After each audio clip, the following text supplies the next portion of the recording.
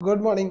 कल हम आपको यूएन की भाषा बता दिए थे। यूएन में 6 भाषा हैं, इंग्लिश, फ्रेंच, स्पेनिश, अरबी, रसियन, चाइनीज। इसमें सबसे बाद में 1975 के पास में जोड़ा गया था अरबी को। इंग्लिश और फ्रेंच जो है इसकी पीडीएफ की भाषा है, यानी ऑफिशियल मतलब आधिकारिक भाषा है, जो लिखने के लिए वो प्रयोग होती है। यूएन में कुछ 5 सदस्यों के पास अस्थायी सदस्यता है। एक अमेरिका, ब्रिटेन, फ्रांस, रूस, चाइना। इसके बाद हम आपको पढ़ाते हैं क्या चीज़ भैया, तो विश्व के प्रमुख रेल मार्ग, जो बड़े बड़े रेल मार्ग हैं या फिर जो हवाई मार्ग है या समुद्री मार्ग है, इन लोगों के बारे में चर्चा करते हैं।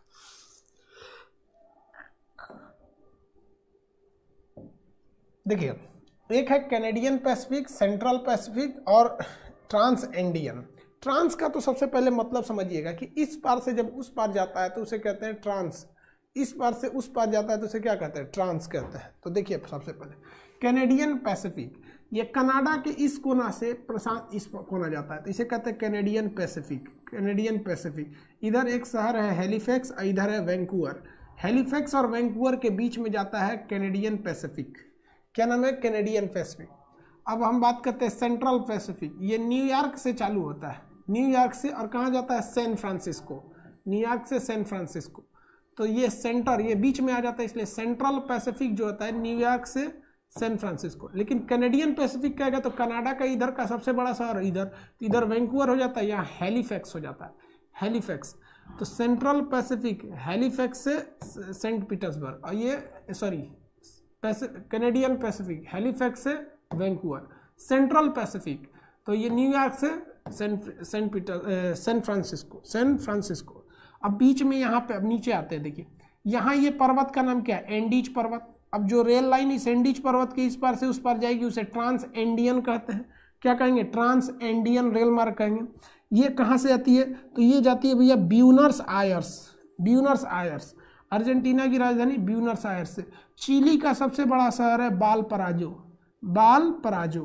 तो ब्यूनस आयर्स से बालपराजो, ब्यूनस आयर्स से बालपराजो। आप अपने सादा नक्शा खोलेंगे और उस सादा नक्शा में इसे भरिएगा। ये सेंट्रल पैसिफिक न्यूयॉर्क से सैन फ्रांसिस्को, ये कैनेडियन पैसिफिक हैलिफैक्स से वैंकूवर।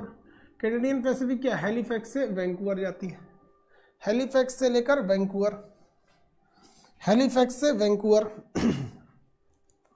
हैलिफैक्स से वैंकूवर। किसी को कोई दिक्कत, लिखे बनाइए, अपने सादा नक्शा में बनाएंगे। ये वाले का नाम क्या है भैया, ये कैनेडियन पैसिफिक है, कनाडा से जा रहा है। ये सेंट्रल पैसिफिक है, अमेरिका जो है एकदम सेंटर में आता है, तो सेंट्रल पैसिफिक। ये ट्रांस इंडियन नहीं है, ट्रांस इंडियन। ब्यूनस आयर्स से बालपराजो, ब्यूनस आयर्स से बालपराजो। लिखिएगा, अपने मटेरियल खोल के उसमें फटाफट लिखेंगे। पहला जो लिखा होगा कैनेडियन पैसिफिक हैलिफैक्स से वैंकूवर, हैलिफैक्स से वैंकूवर। उसके बाद क्या लिखा होगा, ब्यूनस आयर्स, ये सेंट्रल पैसिफिक न्यूयॉर्क से सैन फ्रांसिस्को।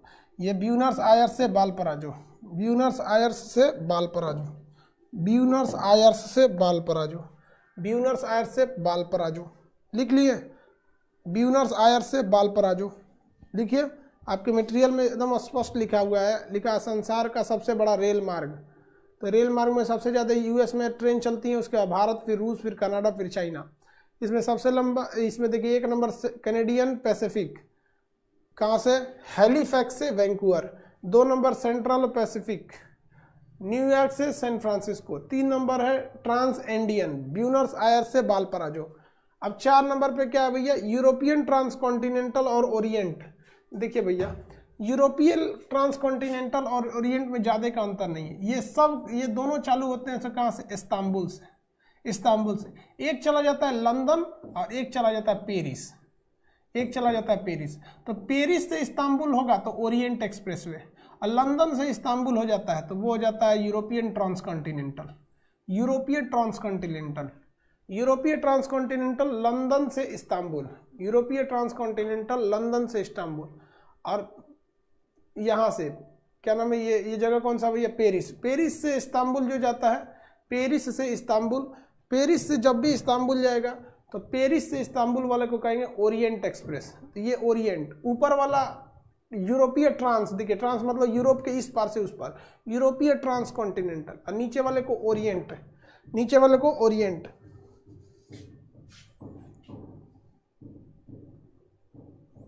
अरे बोल तो रहे यार, नंबरिंग लो ना, लिखो।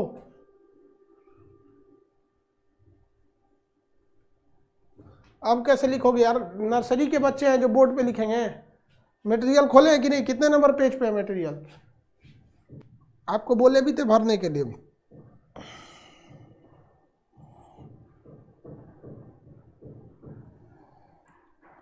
5 नंबर है, 4 नंबर है, देखिए पेज नंबर है 33, पेज नंबर 33 उसमें भरिए।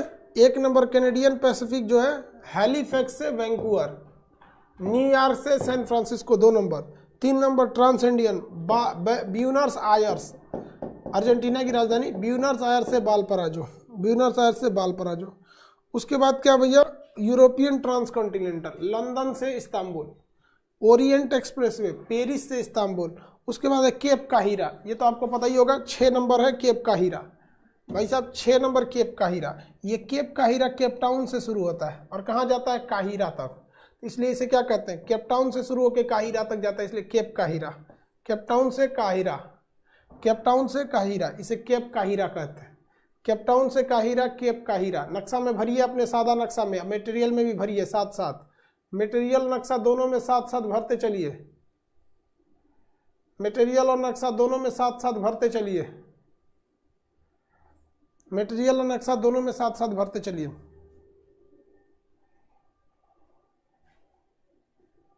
साउथ अफ्रीका से नहीं भैया, साउथ अफ्रीका का शहर काहिरा से केप टाउन तक, केप टाउन से काहिरा। अब आगे आते हैं देख, साइबेरियन, ट्रांस साइबेरिया। तो ये देखिए साइबेरिया के यहाँ से निकलता है जिसका नाम है व्लादिवोस्टोक। क्या निकलता है, व्लादिवोस्टोक। चीन कह रहा है कि व्लादिवोस्टोक मेरा था, लेकिन रूस से ज्यादा आंकड़ा नहीं, रूसवा मरबो करता है, इनको शांति हो जाते हैं। तो ये व्लादिवोस्टोक से निकलता है, ये कहाँ तक जाता है, सेंट पीटर्सबर्ग तक। व्लादिवोस्टोक से निकलता है सेंट पीटर्सबर्ग से, व्लादिवोस्टोक से सेंट पीटर्सबर्ग, ये लगभग 9000 किलोमीटर लंबा है, 9000 किलोमीटर लंबा। सबसे लंबा रेल मार्ग कौन सा है, ट्रांस साइबेरियन, सबसे लंबा रेल मार्ग ट्रांस साइबेरियन। अब भारत की देखिए ना लंबाई, इस पार से उस पार 3000 है, ये भारत इस पार से उस पार 3000 है। और ये इसको देखिए, ये यहाँ से लेके यहाँ तक है 9000 किलोमीटर। सबसे लंबा रेल मार्ग कौन सा है, ट्रांस साइबेरियन रेल मार्ग, सबसे लंबा रेल मार्ग ट्रांस साइबेरियन रेल मार्ग, सबसे लंबा रेल मार्ग ट्रांस साइबेरियन रेल मार्ग, सबसे लंबा ट्रांस साइबेरियन। व्लादिवोस्टोक से सेंट पीटर्सबर्ग, व्लादिवोस्टोक से सेंट पीटर्सबर्ग। इसके बाद आता है ऑस्ट्रेलियन ट्रांसकॉन्टिनेंटल, ये यहाँ से पर्थ है और इस साइड में सिडनी है, सिडनी से पर्थ, सिडनी से पर्थ, ऑस्ट्रेलियन ट्रांसकॉन्टिनेंटल। सिडनी से पर्थ कौन जाता है, ऑस्ट्रेलियन ट्रांसकॉन्टिनेंटल, पर्थ और सिडनी के बीच में ऑस्ट्रेलियन ट्रांसकॉन्टिनेंटल, ऑस्ट्रेलियन ट्रांसकॉन्टिनेंटल याद रहेंगे, ऑस्ट्रेलियन ट्रांसकॉन्टिनेंटल।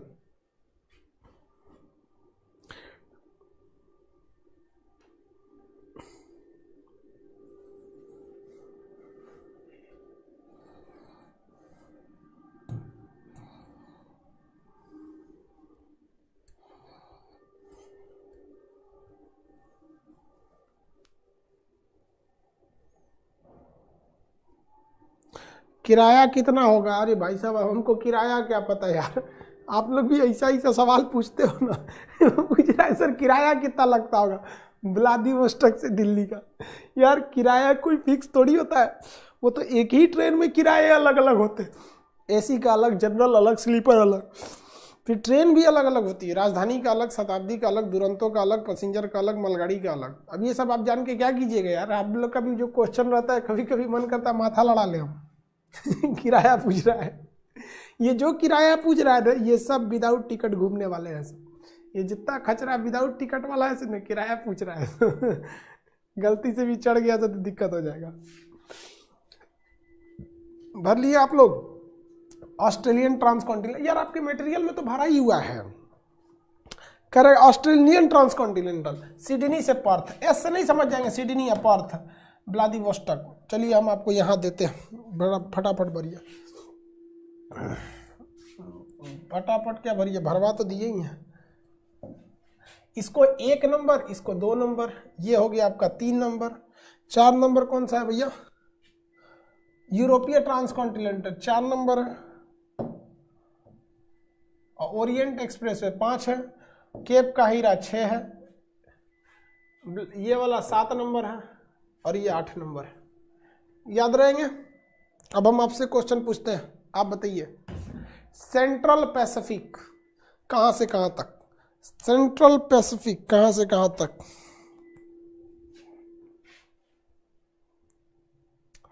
सादे नक्शा में भी भरिए,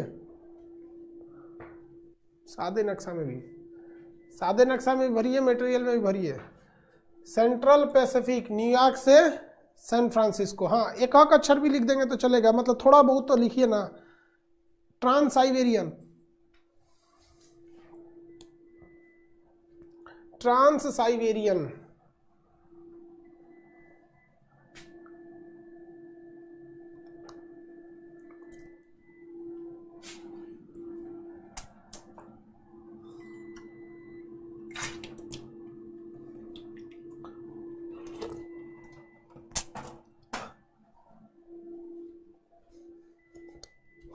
ट्रांस साइबेरियन, हाँ ठीक है, वेरी गुड।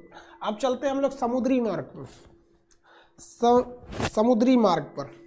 देखिए इसके बाद समुद्री मार्ग नहीं, हवाई मार्ग है। देखिए मटेरियल में आपका क्या है इसके बाद, हाँ सबसे लंबा वायु मार्ग। चलिए भैया वायु मार्ग देख लेते हैं। वायु मार्ग मतलब क्या होता है, हवाई जहाज का रास्ता। अभी भारत की कोई महिलाएं आई हैं ना भारत में, सैन फ्रांसिस्को से लेके चली आई हैं सब भारत में जहाज। जो महिलाएं आई हैं कहाँ से कहाँ तक जहाज लेके आई हैं सब, 4 ठो महिलाएं हैं भारत में सबसे ज्यादा लेके आई हैं सब।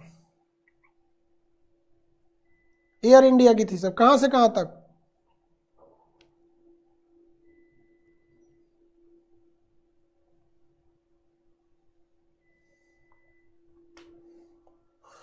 देखिए ध्यान से, वो जो भारत की महिलाएं हैं ना, सैन फ्रांसिस्को से फ्लाइट लेके, ये सैन फ्रांसिस्को से फ्लाइट लेके एक ही बार बेंगलोर एयरपोर्ट, सोचा उतना दूर लेके चल आई है सब, बहुत ढीठ होती है सब महिला सब।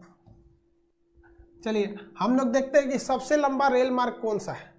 सबसे लंबा जो रेल मार्ग है, वो हवाई जहाज का जो मार्ग है वो कौन सा है? वो है आपका न्यूयॉर्क। न्यूयॉर्क से जब उड़ान भरती है तो एक ही बार लंदन रुकती है। लंदन के बाद इसका स्टॉपेज आता है पेरिस, पेरिस के बाद काहिरा, काहिरा के बाद दिल्ली, दिल्ली के बाद बैंकॉक, बैंकॉक के बाद टोक्यो। ये केवल फ्यूल भरने के लिए उतरती है। अब वो भी जो आई थी सब ऐसा थोड़ी था कि फ्यूल नहीं भरी होंगी एक के बाद। देखिए ये फ्यूल भरते हुए आते हैं, पैसेंजर को नहीं उठाती हैं सब, ऐसा नहीं कि वहाँ पैसेंजर उठाएंगे सब, फ्यूल भरेगी सब। यहाँ से यहाँ फ्यूल भर ली, यहाँ फ्यूल भरे, यहाँ एक के बार ज़्यादा फ्यूल भर लेगा तो भारी हो जाएगा तो उड़बे नहीं करेगा। यहाँ फिर यहाँ न्यूयॉर्क, कौन कौन जगह उसमें भरिए, अपने मटेरियल में भरिए फटाफट। New York, London, Paris, Cairo, Delhi, Bangkok, Tokyo, Delhi, Bangkok, Tokyo. कैसे भरिएगा? तो भैया आपको ऐसे भरना है, न्यूयॉर्क, न्यूयॉर्क से तीर दीजिएगा लंदन, लंदन से तीर दीजिएगा काहिरा, काहिरा से तीर दीजिएगा आप लोग दिल्ली, दिल्ली से दीजिएगा बैंकॉक, बैंकॉक से दीजिएगा टोक्यो, टोक्यो, बैंकॉक से टोक्यो।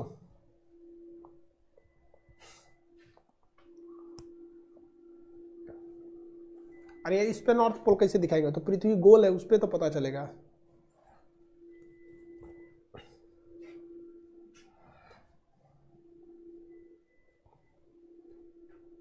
हो गया। ये सबसे लंबा क्या था भैया? वायु मार्ग, सबसे लंबा वायु मार्ग है। चलिए उसके नीचे क्या है? रेशम मार्ग। भाई साहब रेशम मार्ग, रेशम मार्ग पर यूट्यूब पर एक अलग से वीडियो बनाए हुए हैं, आप उस पर देखेंगे तो कुछ ज़्यादा डिटेल से 20 मिनट केवल रेशम मार्ग की चर्चा है। हम यहाँ समझा देते हैं, आप वहाँ भी चाहेंगे तो देख सकते हैं। लेकिन वहाँ जो बनाए हैं वो रेशम मार्ग जो है वो थोड़ा सा करंट से रिलेटेड है, ये थ्योरी से रिलेटेड, हम दोनों बता देते हैं। चाइना जो था ना वो पहले रेशम का खोज किया और रेशम का व्यापार करता था। रेशम का व्यापार इधर से करता था, इसको भेजता था और इधर ही से रेशम का व्यापार यूरोप वाले को भेजता रहता था। और इसके अलावे रेशम मार्ग एक ऊपर भी था, ये सेंट्रल एशिया में भेजता था। इन सारे रास्ते से चीन का व्यापार होता था और बेसिकली उस समय वो रेशम का व्यापार करता था। चाइना दूसरे देश को रेशम देता था, वहां से जो मिलता था ले आता था। भारत को रेशम मार्ग से रेशम बेच देता था नीचे और बदले में मसाला ले लेता था।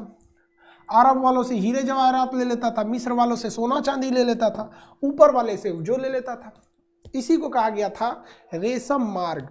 रेशम मार्ग पर चीन का दबदबा था क्योंकि चीन के पास रेशम बहुत ज्यादा मात्रा में थे, बाकी लोगों को पता ही नहीं था कि भैया ये रेशम होता कैसे है, और वहां से वो ले लेता था। चीन इसी मार्ग को दोबारा ओपन करना चाहता है और वो चाहता है कि हम फिर से कमाएं, ऐसे कमाएं कि लोगों से पैसा ले मेरा नाम रहे, जिसका नाम है one belt one road, OBRB, जिसी को बोलते हैं belt and road initiative, BRI project.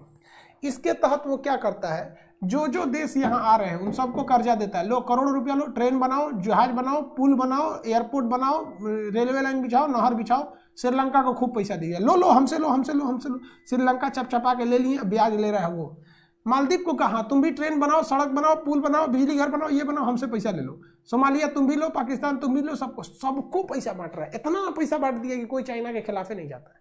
इसी को कहा गया था रेशम मार्ग। हालांकि भारत का एक राजा था कनिष्क, कनिष्क की पत्नी को न रेशम बड़ी पसंद था। तो कही कि रेशम बनता कैसा है।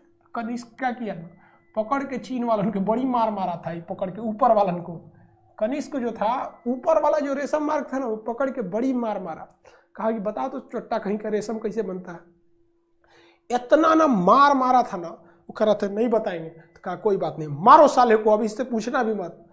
मार मार क्यों कर, अरे हम बता रहे हैं। तो करे दूर से चलते मत बताओ, मार मार बता रहा है, अरे ऐसे बनता है, रेशम का कीड़ा होता है, मत बताओ तुम साले। मार तो रखे, मार मार के चाइनीज सबको उबाल दिया सब। और आज दुनिया में भारत एकमात्र देश है जिसके पास चारों कैटेगरी के रेशम मिलते हैं। रेशम की 4 कैटेगरी होती है, मूंगा, टर्नर, ये सब टाइप के टोटल 4 कैटेगरी के रेशम होते हैं। दुनिया का एकमात्र देश भारत है जहाँ पे चारों कैटेगरी के रेशम होते हैं। सबनी को मार मार के सीख गया भारत। चाइना का रेशम ठीक किया, सचिन को बड़ी मार मारा है। कुछ लोग जूता खाने के लिए पैदे होते हैं, उनको प्यार से कहिएगा तो समझे में नहीं आ रहा। कनिष्क कह रहा था कि भैया हमारी वाली गुसियाइल है, उसको रेशम बनाने का शौक है, बता दो। नहीं बोलेंगे तो गुसिया के नैहर चल जाएगी। भारत वाली महिलाओं का नखड़ा भी तो है, तो जरा गुसियाएगी तो सीधे नैहर भाग जाती है सब, पता नहीं किसके पास भागती है सब, पहिलका के पास। तो कनिष्क कह रहा था कि भैया बता दे चाइना वाले रेशम कहाँ है, नहीं तो फिर भाग जाएगी घरे। अब हमरा खाना पीना कौन देगा, तुम तो नहीं बता रहा। मारा कचर के पीटा सब रेशम उगलवा लिया। आज चाइना के पास भी चारों कैटेगरी के रेशम नहीं होते, उसके पास भी 3 कैटेगरी का रेशम होता है। दुनिया में एकमात्र देश भारत है जिसके चारों कैटेगरी का रेशम होता है। समझ में गया। तो दुनिया में याद रखिएगा, डिस्ट्रिक्ट कोर्ट के ऊपर होता है हाई कोर्ट, और हाई कोर्ट के ऊपर होता है सुप्रीम कोर्ट, और इन सब के ऊपर होता है बांस कोर्ट। बांस लो, बड़का बांस, और मार बांस मार बांस, बांस कोर्ट। तो कनिष्क के पास कौन सा कोर्ट था, बांस कोर्ट। मारा बांस कोट, मार बांस मार मार बांस मार, पूरा बांस मार का भेजा फाड़ दिया, सब निकाल लिया रेशम, बांस कोट। आगे चलते हैं।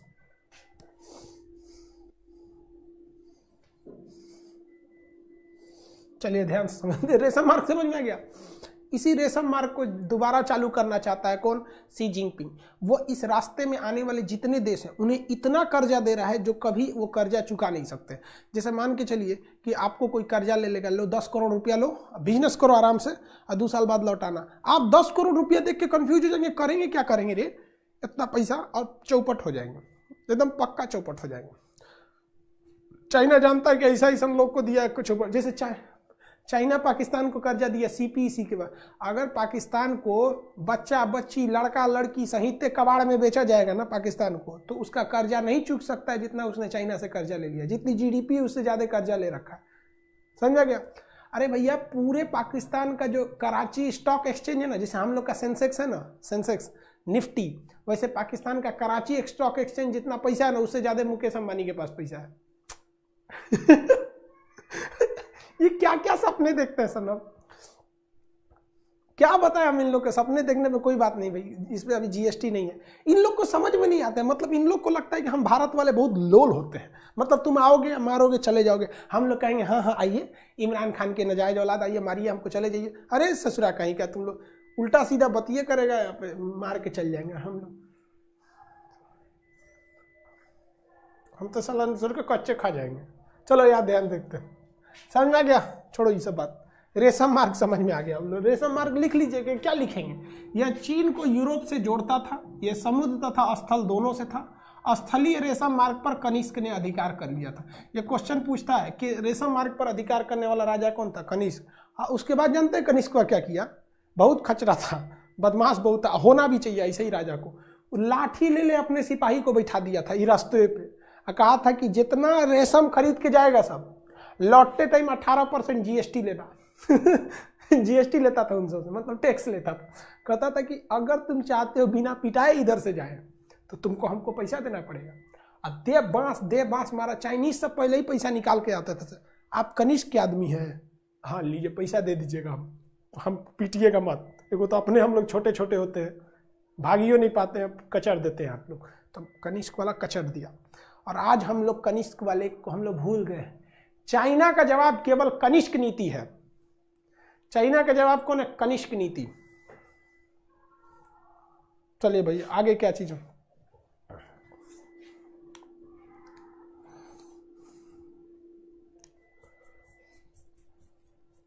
उसके बाद क्या चीज है भैया? रेशम मार्ग आप भर देंगे, उसके नीचे पठार है, पठार में भरिए प्लेट्यू में, पठार में भरिए, पठार प्लेट्यू, पठार भरिए भरिए भैया भरिए भैया।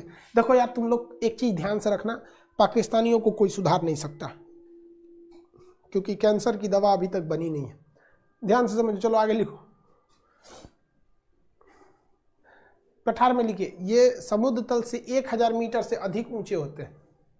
पठार में लिखिए समुद्र तल से 1000 मीटर से अधिक ऊंचे होते हैं।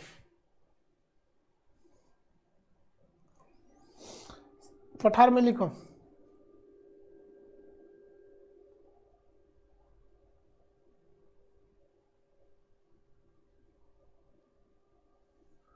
यह 1000 मीटर से अधिक ऊंचे होते हैं। यह खनन या खनिज तथा यहाँ खनिज ज्यादा होता है, यहाँ खनिज तथा झरना पाया जाता है।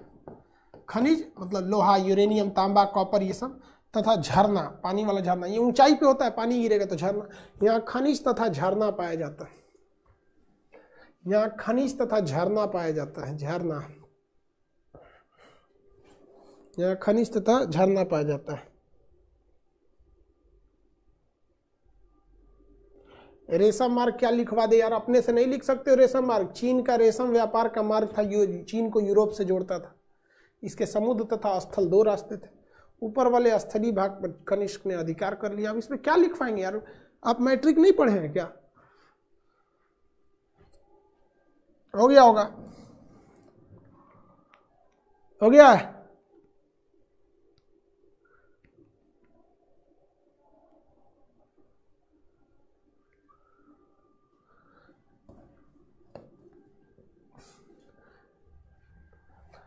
पठार लिख दिए ना। पठार में क्या लिखे? ये समुद्र तल से 1000 मीटर से अधिक ऊंचे होते हैं। यहाँ खनिज तथा झरने पाए जाता है। उसमें कुछ पठार है, कोलंबिया का पठार, कोलोराडो का पठार, चियापास का पठार, मेसेटा का पठार, अंतोलिया का पठार, पोटवार का पठार, दक्कन का पठार, तिब्बत का पठार, सान का पठार। चलिए भैया ये पठार को देखते हैं। सादा नक्शा खोलेंगे, साथ ही साथ भरना चालू करेंगे। सादा नक्शा खोलेंगे, साथ ही भरना भी चालू करेंगे। क्या भरिएगा भैया?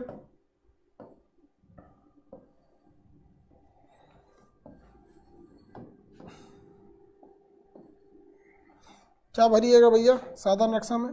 तो भैया देखिए, सबसे पहले कोलंबिया का पठार है मैक्सिको में, कोलोराडो का पठार है अमेरिका में, चियापास का पठार है मैक्सिको, सबसे कोलंबिया का पठार कनाडा, कोलोराडो का पठार अमेरिका, चियापास का पठार मैक्सिको, चियापास का पठार मैक्सिको। कितने पठार है? नंबरिंग क्या है भैया? देखिए 1 नंबर है आपका कोलंबिया का पठार कनाडा, कोलोराडो का पठार अमेरिका, चियापास का पठार मैक्सिको। याद कैसे रखिएगा भैया? क से कोलंबिया, क से कनाडा। कोलोराडो नदी कहाँ है? अमेरिका में है। कोलोराडो नदी द्वारा बनाए गए गड्ढे का नाम क्या है? कोलोराडो नदी द्वारा बनाए गए गड्ढे का नाम, अरे बाप रे, सर हिचकी इतना भयानक आता लगता फेफड़े तोड़ देगा। गड्ढे का नाम क्या है? Grand canyon. तो कोलोराडो नदी से याद रहेगा कोलोराडो का पठार, कोलोराडो से याद रहेगा कोलोराडो का पठार। आइए क्या है? मेसेटा का पठार, चियापास का पठार। तो नक्शा जो सादा नक्शा खोलिएगा उस पर नाम क्या लिखेंगे? पठार। नाम क्या लिखेंगे? पठार। ये कनाडा और अमेरिका में मिला के एक नंबर कौन सा? कोलंबिया का पठार, कोलोराडो का पठार, चियापास का पठार। स्पेन में है मेसेटा का पठार, स्पेन में है मेसेटा का पठार। 4 नंबर स्पेन में है मेसेटा का पठार। 5 नंबर तुर्की का पठार। बताइए तुर्की में कौन सा पठार है? तुर्की में कौन सा पठार होगा? फटाफट हमको चाहिए, तुर्की में बताइए कौन सा पठार होगा? तुर्की में पठार का नाम बताइए, तुर्की के पठार का नाम।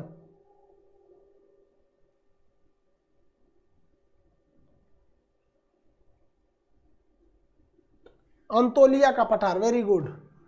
5 नंबर अंतोलिया का पठार, 5 नंबर अंतोलिया का पठार, अंतोलिया का पठार। कौन सा पठार? अंतोलिया का पठार। पाकिस्तान में प से पाकिस्तान, प से पोटवार, प से पाकिस्तान, प से पोटवार का पठार, प से पाकिस्तान, प से पोटवार का पठार, प से पाकिस्तान, प से पोटवार का पठार।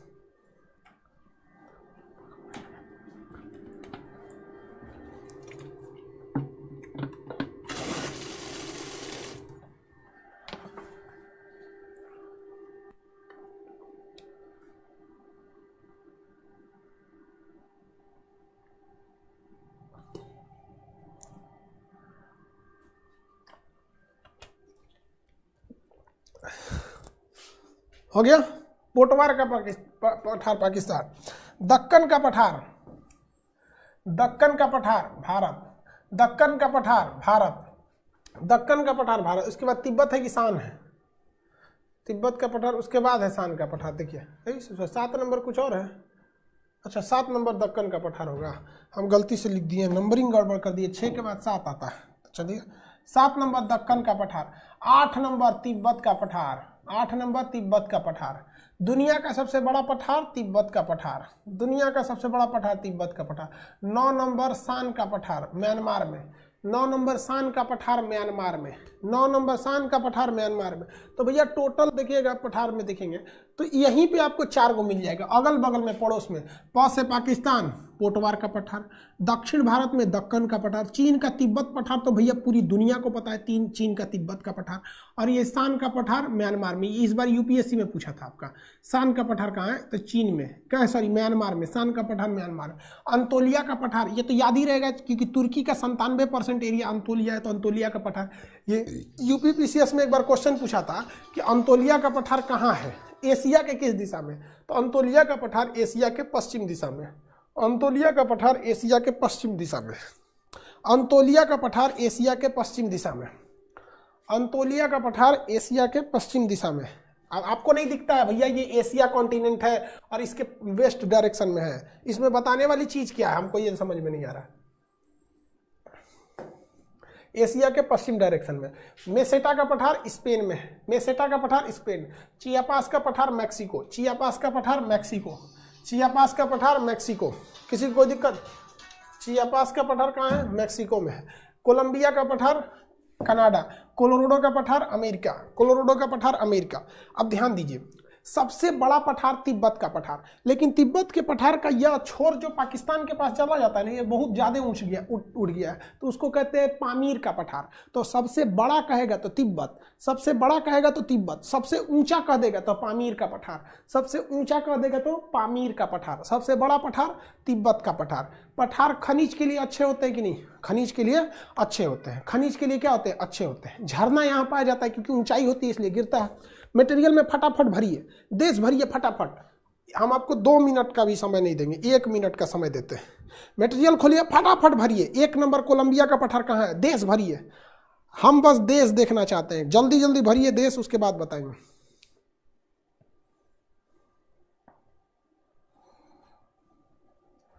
देश भरिए फिर हम आगे बताएंगे। देश जल्दी फटाफट भर दीजिए। भर लिए? हो गया, वेरी गुड। देश भर लिए, देश भर लिए ना। अब उसमें 8 नंबर जहां लिखा है तिब्बत का पठार, वो लिखिए, उसमें नीचे खाली जगह दिया होगा, लिखिएगा 5000 मीटर ऊंचा, 5000 मीटर ऊंचा सबसे बड़ा पठार, 5000 मीटर ऊंचा सबसे बड़ा पठार, 5000 मीटर ऊंचा सबसे बड़ा पठार है, 5000 मीटर ऊंचा सबसे बड़ा पठार है। ये 8 नंबर किस में भरना है? 8 नंबर किस में भरना है भैया? तिब्बत के पठार में। 8 नंबर जहां लिखा है तिब्बत के पठार, उसमें लिखिए सबसे बड़ा, सबसे बड़ा, सबसे बड़ा। हो गया, चलिए सबसे बड़ा। 5 नंबर जो अंतोलिया भरे हैं तुर्की, 5 नंबर जो अंतोलिया भरे हैं तुर्की अपने मटेरियल में, उसमें लिखिए एशिया के पश्चिम में, एशिया के पश्चिम में। 5 नंबर जो तुर्की लिखे हैं उसमें लिखिए एशिया के पश्चिम में। 5 नंबर जो तुर्की भरे हैं उसमें लिखिए एशिया के पश्चिम में।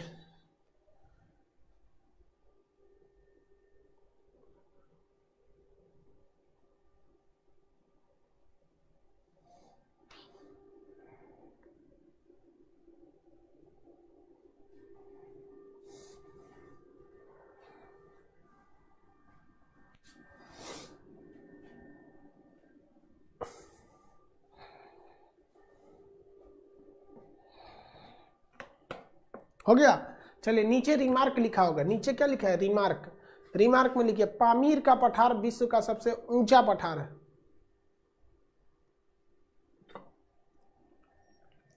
पामीर का पठार विश्व का सबसे ऊंचा, नीचे रिमार्क करके लिखा होगा पामीर का पठार। रिमार्क में लिखिए पामीर का पठार विश्व का सबसे ऊंचा पठार है, पामीर का पठार विश्व का सबसे ऊंचा पठार है।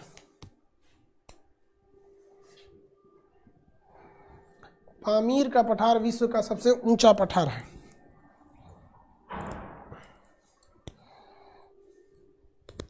पामीर का पठार विश्व का सबसे ऊंचा पठार है। अरे यार क्यों टेंशन में लेते हो कि कोर्स कब बंद हो जाएगा? 15 जनवरी को बंद हो जाएगा? नहीं बंद होगा। पामीर का पठार विश्व का सबसे ऊंचा पठार है। हो गया, चलिए अब पठार के नीचे क्या टॉपिक है? पठार के नीचे का टॉपिक बताइए। भौगोलिक खोज, भौगोलिक खोज, मानचित्र की रेखाएं, विश्व की प्रमुख नदियां, विश्व की प्रमुख नदियां, भौगोलिक खोज।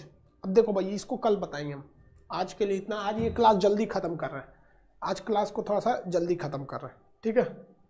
आज के लिए इतना ही। कल नदियां वगैरह का टॉपिक बता देंगे, फिर अक्षांश देशांतर बता देंगे, ठीक है। उसके बाद इंडियन पढ़ाएंगे आपको। आप लोग के लिए इंडियन के लिए कोई अलग से पैसे नहीं लगेंगे। आप लोग के लिए इस बैच के लिए इंडियन ज्योग्राफी का कोई अलग से पैसा नहीं लगेगा। इंडियन मैप के लिए नेक्स्ट जो बैच आएगा उसको, जिसको वर्ल्ड मैप पढ़ना है वो अलग से एडमिशन लेगा, जिसको इंडियन मैप पढ़ना है वो अलग से एडमिशन लेगा। आप लोग एप्लीकेशन के शुरुआती स्टूडेंट थे, इसलिए आप लोगों से 200 रुपये में ही इंडियन ज्योग्राफी, इंडियन मैप और वर्ल्ड मैप दोनों पढ़ा दिया जाएगा। अदरवाइज में जो नेक्स्ट आएंगे लोग, उन लोग के लिए दोनों अलग अलग से लगेगा। किसी को कोई दिक्कत है तो बोलिए, कोई दिक्कत नहीं ना? बस अब वर्ल्ड खत्म होने के कगार पे है और इंडिया, देखिए वर्ल्ड का टॉपिक थोड़ा बड़ा रहता है और हम आपसे भी इस बात की हम स्वीकार करते हैं कि जो ऐप शुरू में था ना, तो शुरू में हम लोग को भी कुछ खास आइडिया नहीं था। कभी सर्वर प्रॉब्लम थे, कभी वाईफाई का प्रॉब्लम था, कभी बीच बीच में ज़्यादा छुट्टियां हो गई, खास करके दिसंबर के महीने में, तो इस सब से थोड़ा सा डिस्टर्बेंस ज़्यादा हो गया। तो धीरे धीरे इंसान को पता चलता है। ऑफलाइन में तो दिक्कत नहीं था, ऑनलाइन धीरे धीरे समस्या हो गया, तो थोड़ा हम इसके लिए आप लोग से क्षमा चाहते हैं। आने वाले बैचेस में ऐसी तकलीफें देखने को नहीं मिलेंगी। जैसे ज्योग्राफी वाले बैच में काफ़ी समस्या देखने को मिल गई, क्योंकि एप्लीकेशन धीरे धीरे बनते हैं सब। बहुत ट्रिकी चीज़ होती है, टेक्निकल चीज़ें होती है, हर चीज़ धीरे धीरे सुधर जाता है। आप भी डायरेक्ट इतना बड़ा पढ़ के महान नहीं बने थे, आप भी ABCD से शुरू किए थे, तो हमारे लिए पढ़ाना कोई बड़ी बात नहीं है। लेकिन एप्लीकेशन पे आना, एप्लीकेशन को मेंटेन करना, डेली एगो समस्या आता है। सोचा कभी OTP खत्म, कभी नोटिफिकेशन खत्म, कभी कुछ समस्या आ जाते हैं, ठीक है। खैर आप लोगों ने बहुत सपोर्ट किया। ज्योग्राफी का क्लास अभी लेंगे हम। ज्योग्राफी का क्लास आज होगा 2:10 पर। ज्योग्राफी का क्लास 2:10 पर ज्योग्राफी होगा। चलिए ठीक है, आज के लिए इतना ही। जय हिंद।